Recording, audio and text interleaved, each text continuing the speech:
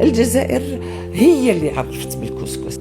الكسكس كان طبق ماسينيزا وطبق يوغورتا، وكنا ناكل الكسكس. لماذا؟ لأن الجزائر كانت هي المخزن الرئيسي للقمح والشعير في البحر الأبيض المتوسط، وعندنا دلائل علمية ودلائل تاريخية على ذلك. دونك حنا الكسكس، القمح والشعير هما أساس التغذية تاعنا. فالمرأة النويدية ولا الأمازيغية كانت دائما هذاك القمح وهذاك العوش تخدم منه أطباق اللي باش تعيش العائلة تاعها. ومن بين هذه التقنيات تقنية فتل الكسكس.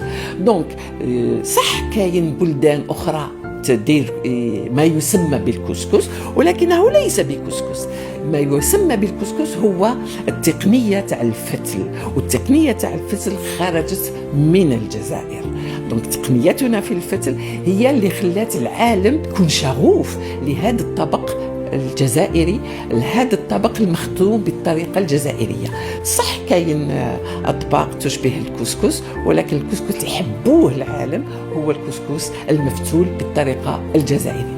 دونك الجزائر لها أفضال على التعريف به، لأنه بعد ما تحب هذا الكسكس الجزائر أولى من كان فيها أول مصنع للكسكس المصنع. جائزة أخذها كسكس عالميا، أخذها جزائري بكسكس جزائر. الجزائر لها فضل على الكسكس أنها عرفت به عالميا وخلته ينتشر في كل القارات.